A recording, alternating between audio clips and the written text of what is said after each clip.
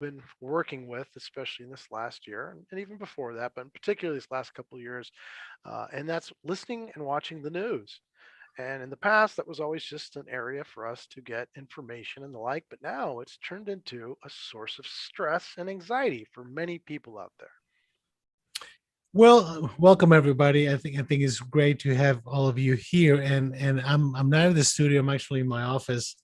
That has become kind of a studio itself. But here's where I see people. Here's where I talk to them about their pains and sorrows and distorted thinking, and try to provide them with some guidance into what options they have to do things differently. But I like the topic today. I like the idea of talking about stress and the news. And that is particularly important right now because we have been going at a lot of uncertainty in the news. And I think that we have kind of outgrown our ability to adapt to the speed, and how deep the news are and how short the news cycles are. You know, and again, I feel like my father. I feel like an old man now that is talking about these things, and my kids make a lot of fun of me because of this. But I keep talking about the past and how the delivery of the news has evolved, right? I mean, you can get back to the tune of the 1900s to all of the 20th century, how things were managed in terms of the news. And for news to travel, even though we had some technology, we had the telegraph and the telephone, we didn't have this speed of delivery, right? So the news had to be digested, the news had to be listened to. And sometimes we like to say that there's an ulterior motive in the news, right? And the ulterior motive is for people to buy stuff. I mean, that's what it comes down to. From the beginning of time till now, is I'm going to give you something for free, which is information, but you're going to buy something from me in return. And that continues to be the same premise. It's just that nowadays things are moving so fast that you're actually not able to digest anything, right? You're being bombarded with so many sources that you end up feeling helpless, right? You end up feeling that there's nothing I can do about this. I have my phone and I have messages and I have like 20,000 alerts that tell me when, I don't know, the president smile. Okay. I mean, those kinds of things, right? So people feel stressed, and that is the problem. The problem is twofold. One is people who don't have stress problems who become stressed, and people who have difficulty dealing with stress becoming stressed. Mm. And those are kind of two different sides, right? But the reality is that the code word is stress, meaning something happens to you not only psychologically because of the overwhelming amount of information, but also biologically because our ability to adapt to stress is innate, is ingrained in our genetics, right? We have to be able to respond to stress because we have to protect ourselves. But when we are constantly feeling like we're being attacked and we're reacting the same way as if we're being attacked, that's problematic and that causes pretty serious consequences, both biologically and psychologically, right? So why does one take data, which is basically is, and have such a visceral reaction or reaction that I'm being attacked with this information instead of being informed? Well, at a very basic level, it is because we have we're provided with a lot of uncertainty. We humans are hardwired to not handle uncertainty very well. And that is because we have some basic needs. We have the need to be safe. We have the need to have food. We have the need to have water, right? So, in the most primitive way, when food and water becomes scarce, we become afraid. Mm. Not to say that we can be eaten by another animal that is also looking for water and food, right? So, so that basic principle remains, right? So whenever we're giving a lot of uncertainty and is expanded by the fact that we're getting a lot of information, and then worsened by the fact that we don't get news anymore. We get opinions, Yes. right? So now you have to become part of a cult to some degree of agreeing or not agreeing with an opinion versus processing the data into your own opinion, right? So we have become consumers of opinions, not of information, right? We don't even take the time to listen to the news and make up our own assessment based on our own experience, our own knowledge of the world, and our own needs, right? So we end up getting into the cult of opinion, and then we have to become defenders of the opinion, right? Mhm. So that I mean, if you follow the sequence, it becomes terribly stressful. So there's got to be a way for us to recognize, when we're falling into the cult of opinion. Because the first question really we have to ask is, how is this good for me? Right? I mean, forget, am I right or wrong? Who's right and who's wrong? What are we going to do about it? What is the motivation to change? Blah, blah, blah. We have to be able to ask ourselves as human beings of good value, how is this good for me? Right? If you're not able to answer that question, move away from this situation. Don't get yourself stuck with the trying to understand the opinion, right? Create your own, Mhm. study the matter, go and get more information from other sources, right? And then But everything question those is sources as well. exactly so everything is so instantaneous now that we don't process, we just react, right? So we don't allow ourselves the luxury of attention. Attention used to be a need, now it has become a luxury. Nobody pays attention to anything, you know I mean, I see it in social media a lot, TikTok and Instagram and this place and that place. They only allow you so much time, right? And the people who investigate these things, they can tell you to a millisecond, what is the attention span of the people who are looking at these things, right? It's minimal, right? It's like we just become judges of what gives us pleasure, right? But we don't allow ourselves the time to explore, right? And we need to get back to that because what we have found, after COVID is that this has become particularly stressful to the not necessarily the baby boomers, right? Because we have lived with uncertainty for a very long time, but very stressful for Generation X and Z and the newer generations who have become accustomed to immediate problem solving, Mhm. right? The whole situation has been tremendously stressful for them, and that creates a lot of problems. It creates a lot of problems for adults, and it creates a lot of problems for children. Yeah, it seems that everything now is getting boiled down to a yes or no, or a black or white, or a this or that, instead of the reality that most issues are a little bit more complex, and there's gradations in between them, and we're being forced to choose one side or the other. It's like everything's binary; it's either zero or one, no matter what. And it seems to, because of that news cycle, like you said, we're responding, we're defending our own paradigms, instead of actually using that information to Yes. re-examine our opinions. So how does one manage? Again, you said there are cult of opinion. If you're only getting data from one specific source. Well, I think let me before I go to the specific source, because we have opinions in basically two sides now in this country, in the United States, and in parts of the world. You know, we need to understand one very basic principle. 99% of everything you hear in any news or opinion channel, right? Whether it's TV, cable, whether it's the internet, 99% is bad news. Okay. So let's start from that premise, right? It's not like we have this balance of of goodness and badness, and that provides us with guidance into how to split things. It's always a bad news that have to be solved, right? And that, by the way, you must have an opinion about it. Mm, You can't say, that doesn't affect me, so I really don't get much into it, right? I'm gonna go and watch sports. I don't know. We it is like it's like a bad drug, right?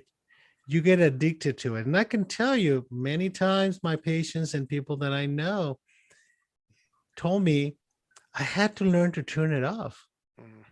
because I was getting home and the first thing I wanted to do is to listen to the bad news. That sounds kind of masochistic, right?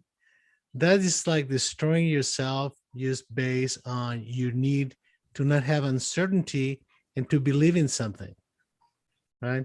To be part of the cult of opinion. But then also, what you're ending up believing is all the bad stuff. I hear all the time from people, our country's on the precipice of being destroyed. And I'm like, wow, I've been to some messed up parts of the world and it doesn't look like that to me.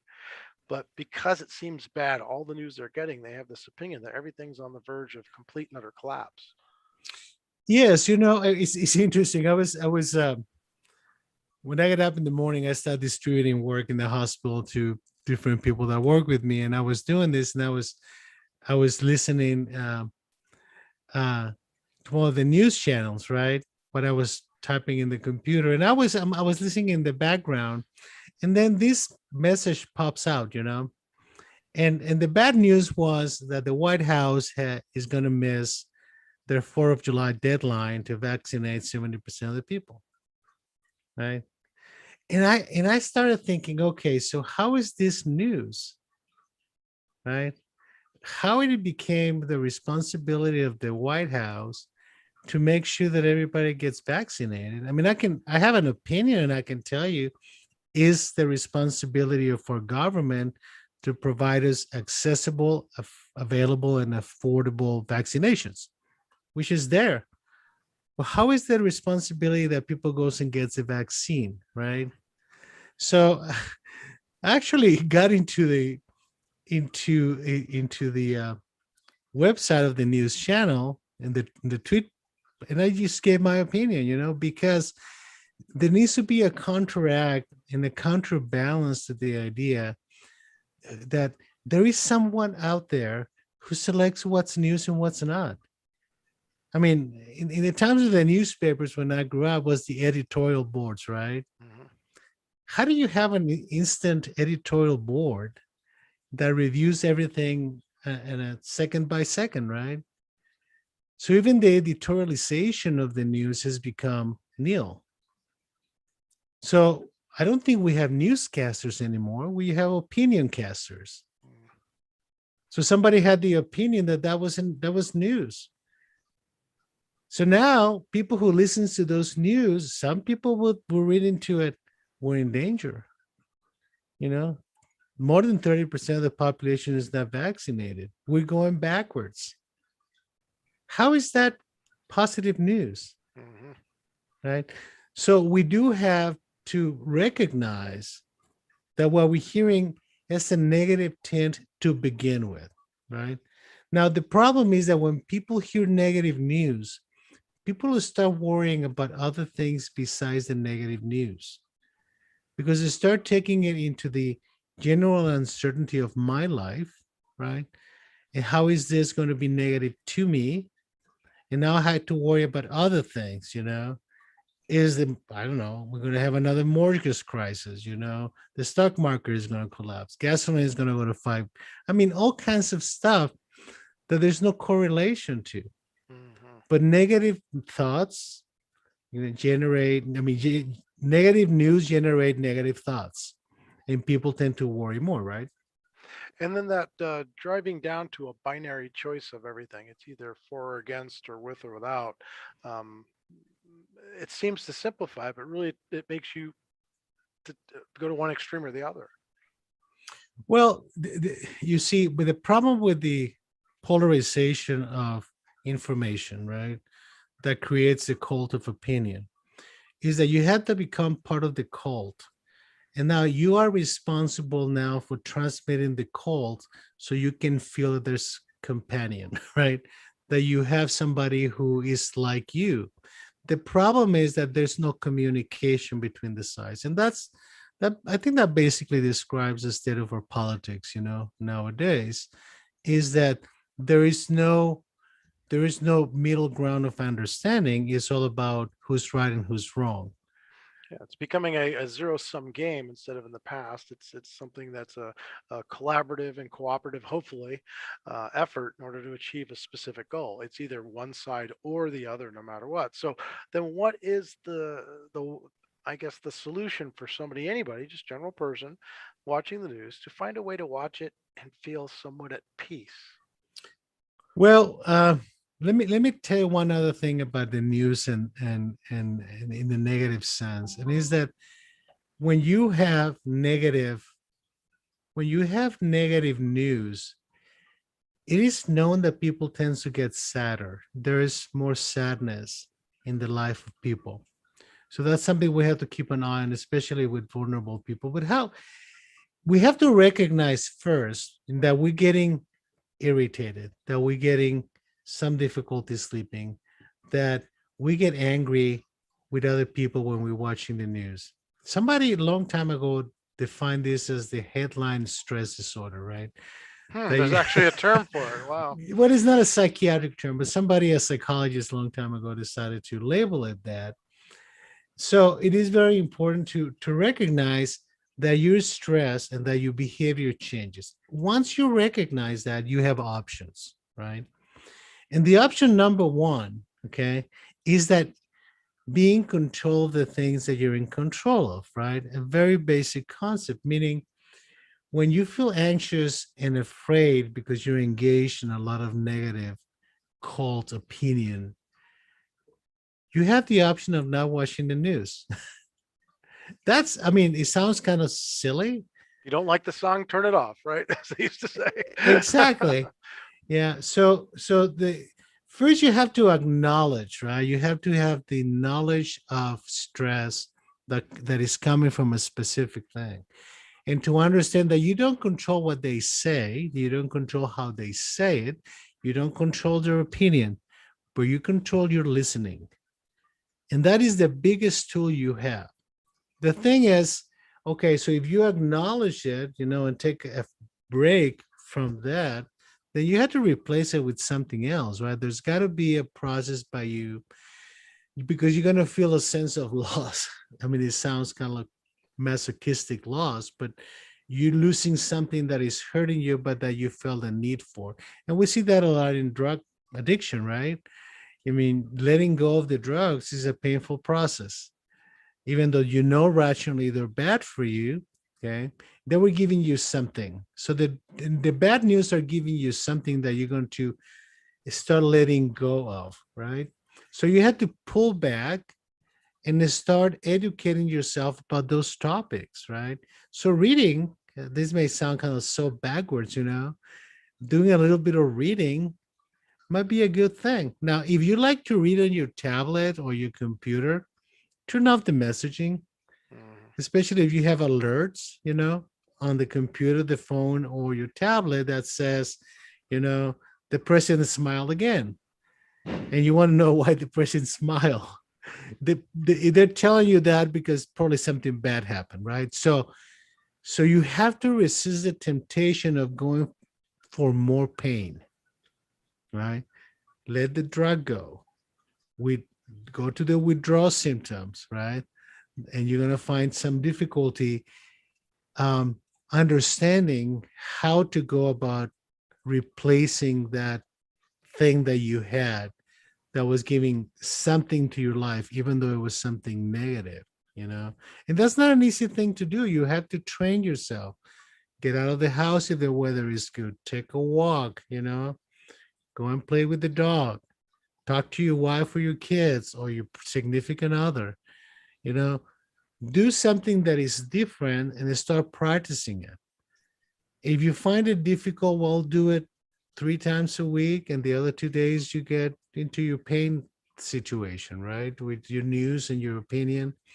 But you need to understand that the news and the opinions in the news are not more important than you, and that you only control what you do. You don't control what they do, right? You don't control what they say. Okay. So we need to re-educate ourselves. I mean, it's become so prevalent that the news and the opinion that you get from the news has become like an only source of education. Mm, And that's pretty sad, right?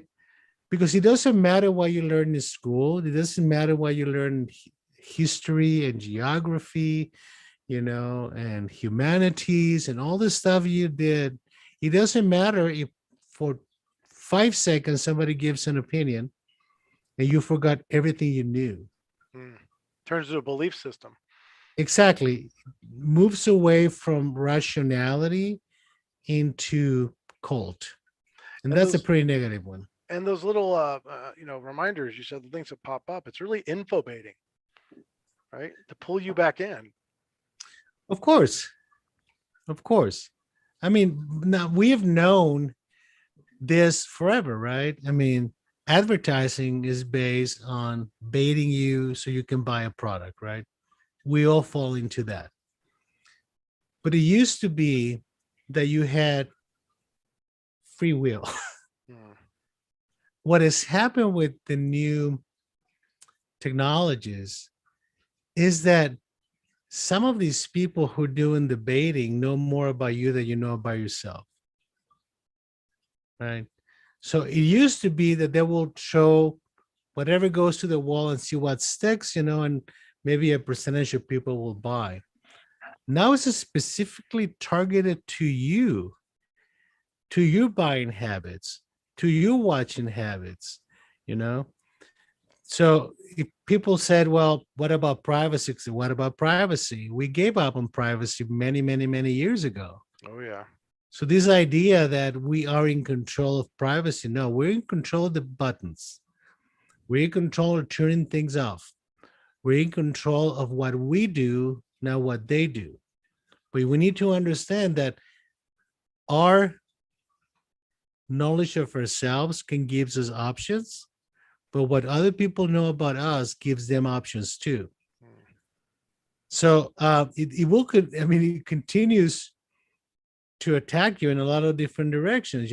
If I go into a site and look for a pair of pants, right, of certain type, I go to the next day on the computer and I get like 20,000 advertisement about those pants. How did that happen? Oh I mean, heck, you can have a conversation now, and your phone picks up those things, and next thing you know, you have the metadata responding, and you're getting advertisements based on that. correct. And somebody's making money out of that, right? So that's not healthy for us because we get into a point that opinion and technology are controlling our choices, you know? So I'm not terribly concerned about who's got my information, but I'm terribly concerned about being in control of my choices. Mm. And that's Right? really the way to empower yourself. We've talked about this before. When aggression is being used against you, the best defense for that is being assertive. And really, this is a type of informational aggression or data aggression to Correct. manipulate you. So you being assertive, and part of that is setting boundaries, including what? Just turning the off button or turning down Exactly. or changing the channel. Exactly. And what are the Uh, other steps one could do beyond just separating yourself? What are the other steps people could do? I really like the idea of people learning to practice mindfulness, which is a psychological technique. If that's a form of cognitive behavioral therapy, and just you learn to meditate, basically. It's not magical, and it's like doing mindfulness is like going to the gym right now. People get very excited the first week, And and then it then becomes a hassle. exactly it becomes a problem. So people really need to get into more introspection, more understanding of themselves.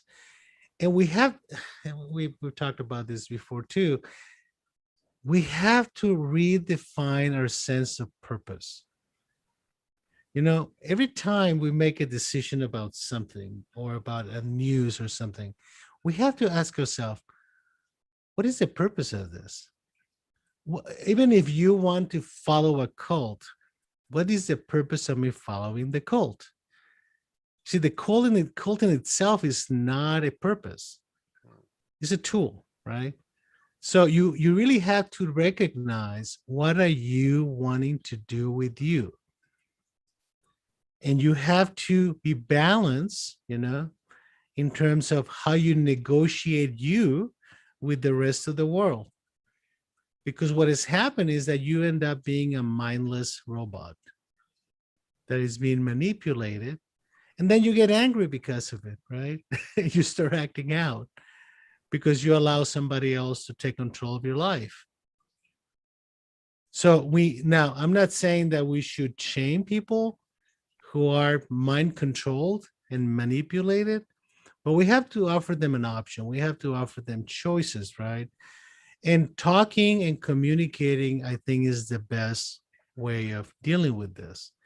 The other thing is important with the news is that don't argue with people in your house about the news.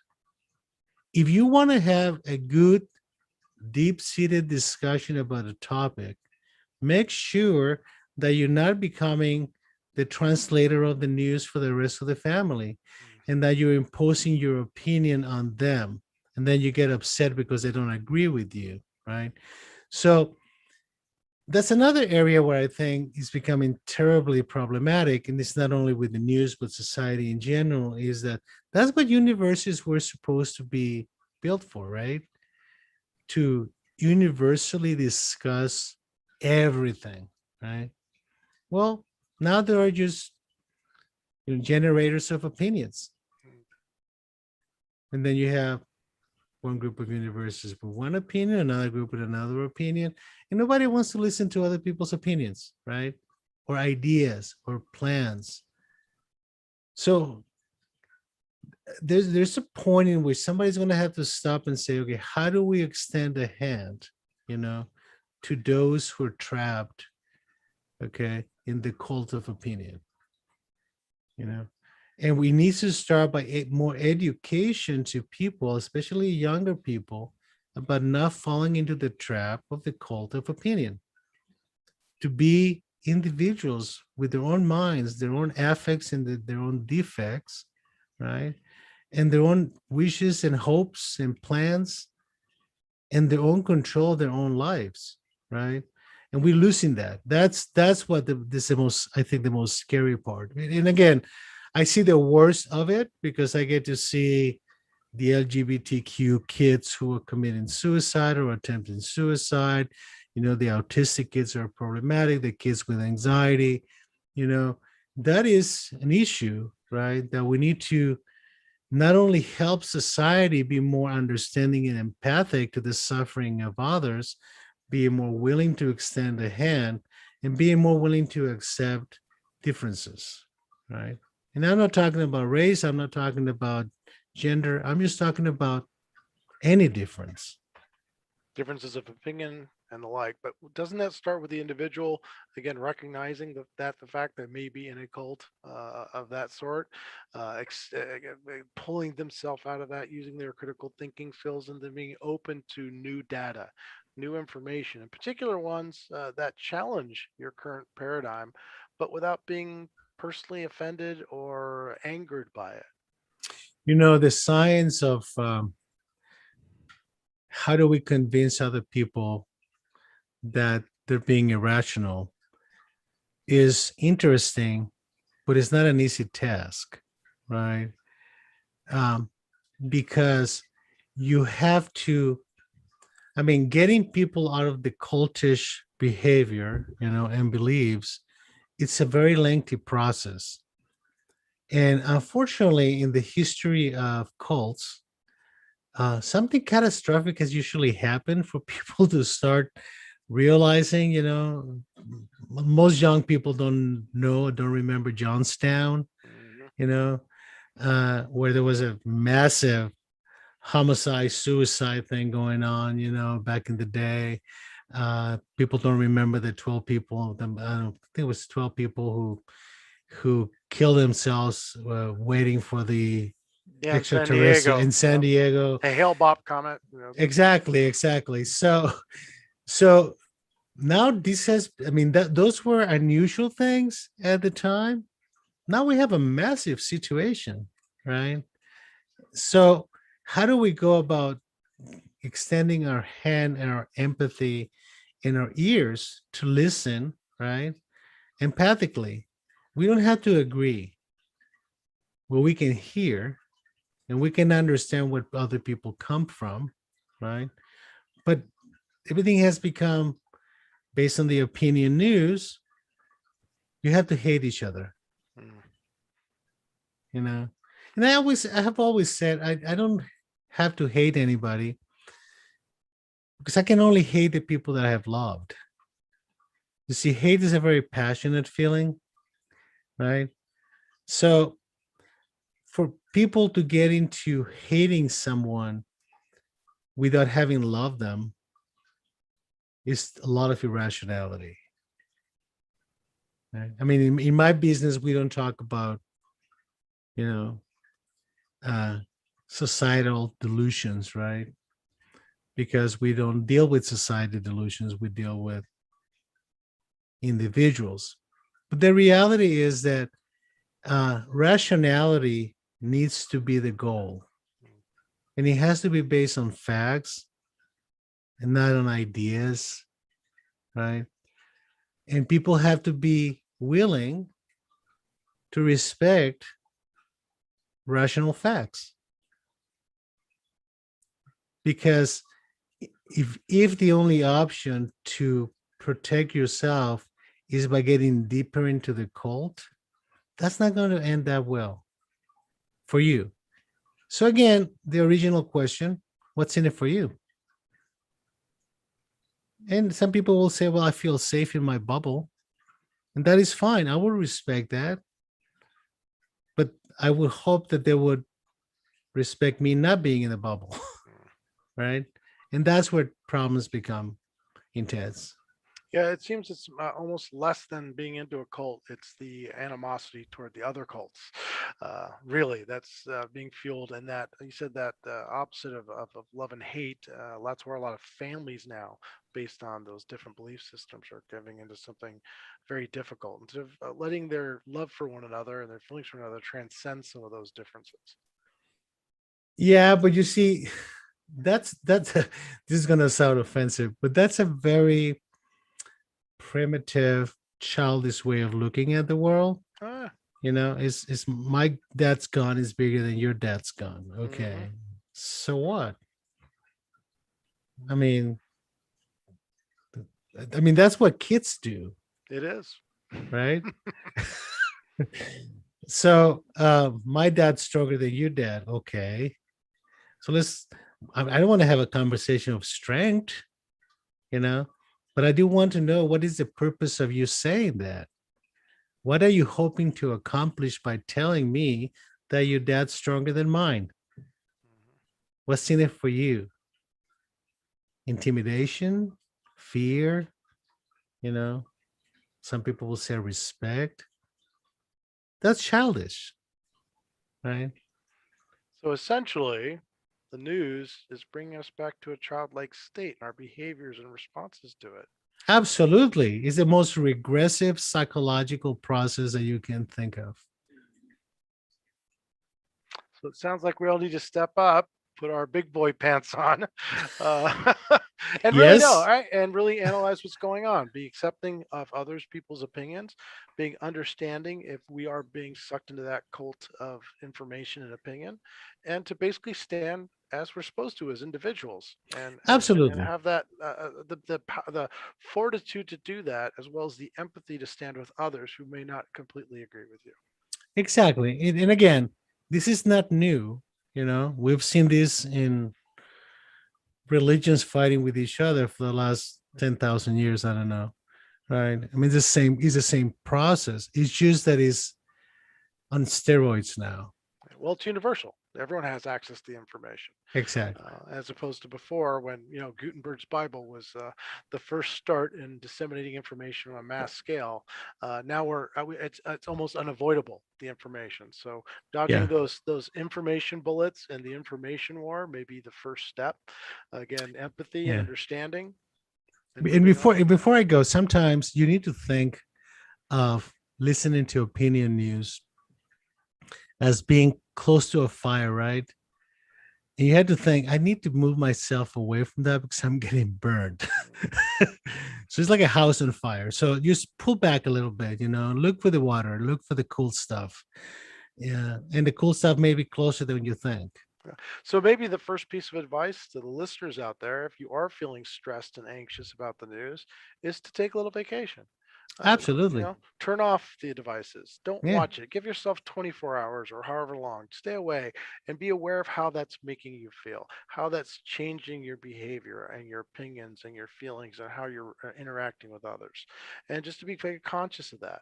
And then if you're going to go back to it, take it in specific doses, again, like the drug, or stay away from it completely if it's going to make your life better. Hey, a pleasure being with you. We'll see you again next week. We're going to have an interesting program next week. I hope that people will listen to it. Yes, if we do this right, we're going to have a guest, one of our first guests to talk about, in particular, LGBT community, in particular, a gentleman who has a family that is has those issues in it, and how he approached that, being a pastor of the Christian faith, and how he decided to put love, as you say, or settle for love, or put love above everything, and then work the rest of it from that point of view. Once again, we appreciate you, Doctor, giving us your information. Everybody joining us live, please make sure to like, subscribe, and share. And we'll see you again next week See on you the next Omega. week. Take care.